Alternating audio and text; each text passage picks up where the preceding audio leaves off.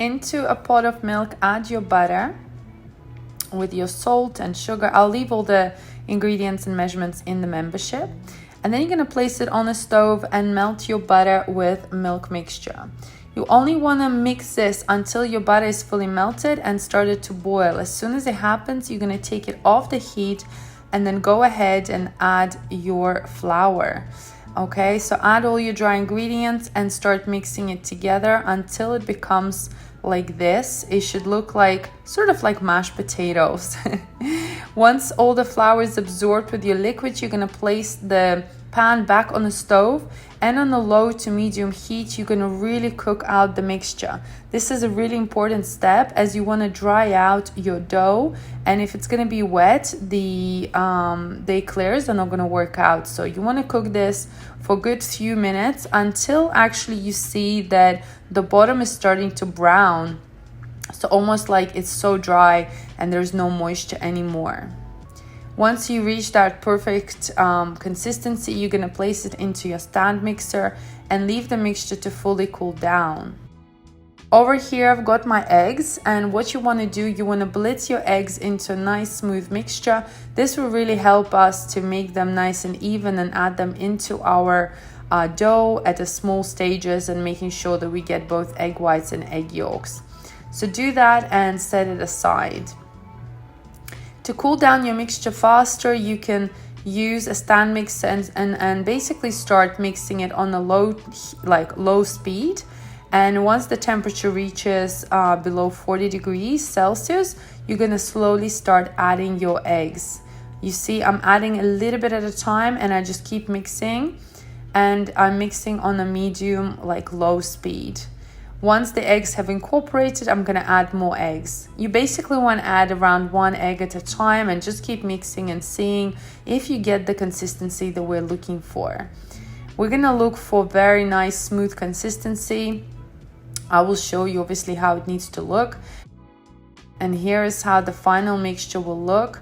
If you shake it, it falls off the spatula, and it's very, very stringy and smooth, just like so. You want to mix this a couple more times with your spatula just to make sure it's a perfect consistency. When it falls down, it kind of goes back into the bowl. You see how many eggs I have left? I haven't used all my eggs, which is a sign that you don't need to use all your eggs. Now wrap your pastry dough and set this aside to cool down. Over here, I'm going to use a star-shaped nozzle. You can also use star-shaped or plain nozzle, up to you. And I've placed my silicone mat over baking tray, and I've flipped it over. We want to use the back of our tray. Add your nozzle into your piping bag and set this aside. Our dough is ready, so just scoop the dough into your large piping bag and make sure it's nice and full, just like that.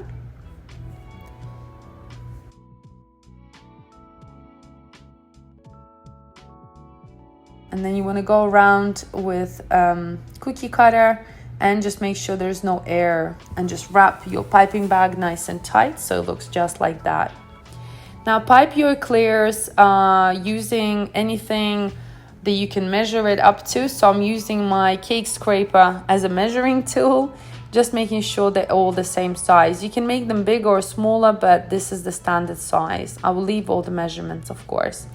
So gently just pipe it up and down by holding your piping bag and going down.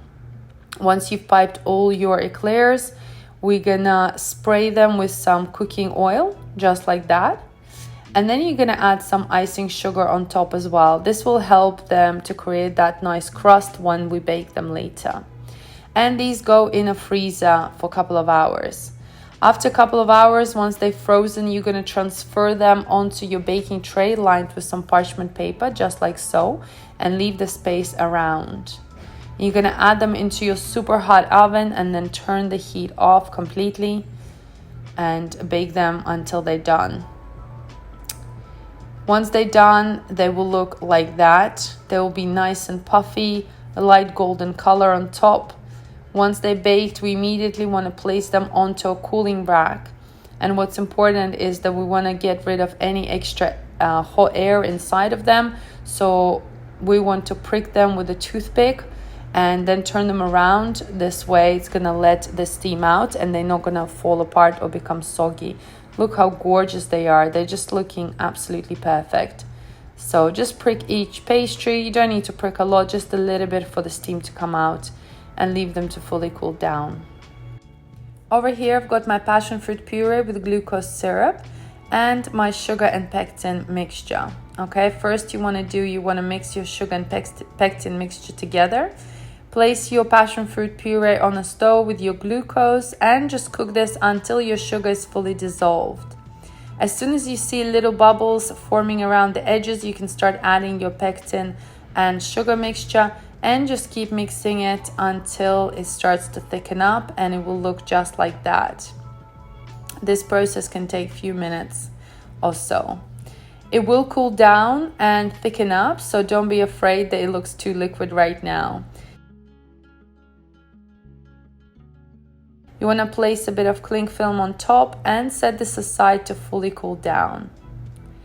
Once it's cooled down, it's going to look like that. Look how juicy and creamy it is. It's a perfect consistency for our eclairs. So just add the filling all the way into the piping bag so it's easy for you to pipe. Over here, I've got my gelatin. I'm going to add some cold water and mix everything through, and then set this aside to bloom for 5 minutes. Now over here I've got my eggs and sugar. We're just gonna mix these two together until you get nice thick mixture, just like so. You can also use an electrical whisk because you're gonna need to whisk this for a good 5 minutes until the color changes to nice pale yellow, just like that. I have placed my milk onto a stove and I'm just gonna cook this until the boiling point. As soon as you see the bubbles like that, you're going to take it off the heat and add a little bit into your sugar and egg mixture. This is really important to add a little bit at a time, otherwise you are going to overcook your eggs and you're going to have scrambled eggs instead of the custard. So keep adding your mixture a little bit at a time and mixing. You might get a lot of foam from whisking, and that's okay, don't worry about it. I have a little trick for you how we can get rid of that. So once you've mixed all your milk, sugar and eggs together, you're going to sieve this through a sieve and pour it back into your pan. Then take your pan back onto the stove and we're going to cook the custard for a couple of minutes until it starts to thicken up more. And I just keep whisking the mixture. Just keep whisking the custard until it starts to thicken up. You want to cook this on a low heat so you don't overcook this, and just be really careful. So once it's done, you're going to take it off the heat and then go ahead and add your vanilla extract and your bloomed gelatin. Add that in while it's hot and mix everything together. The gelatin will melt instantly, so just keep going. Keep mixing. Then you want to go ahead and add your chopped butter. It's better if you have your butter at room temperature, that way it will melt faster. And just keep mixing until your butter is fully melted and your custard is nice and smooth, just like that. You're going to transfer your custard into a different bowl. Add your custard into a bowl. And then you're going to go ahead and add your cocoa powder. Mix everything together until it's nice and smooth and there are no lumps. It should look just like that. Then place cling film over the custard and set this aside to fully cool down.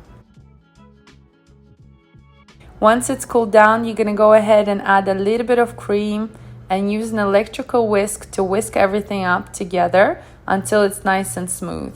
If it still feels stiff, you can add more cream until you get this nice fluffy consistency, just like so. Once your eclairs are done, you're going to fill them with your chocolate custard, just like that. I usually add into 3 sections, and just basically you want to pipe it until it's pretty much full. But don't forget, we're also going to be adding our passion fruit filling, so leave some space in there. Of course, you can fill your eclairs with just passion fruit filling too. It's completely up to you. Now we're going to make our ganache coating. So into your hot cream, add your dark chocolate. Mix everything together until it's fully melted and your chocolate ganache coating is done.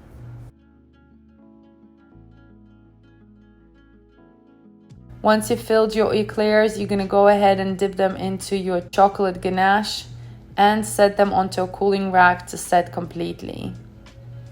Look how gorgeous they are, absolutely stunning and so tempting. To decorate it, I'm just adding some yellow crushed cookies just to resemble passion fruit and chocolate, but feel free to decorate your eclairs how you want to. I'm just going to cut one and show you how gorgeous it is. Look at that, chocolate passion fruit eclair, yummy!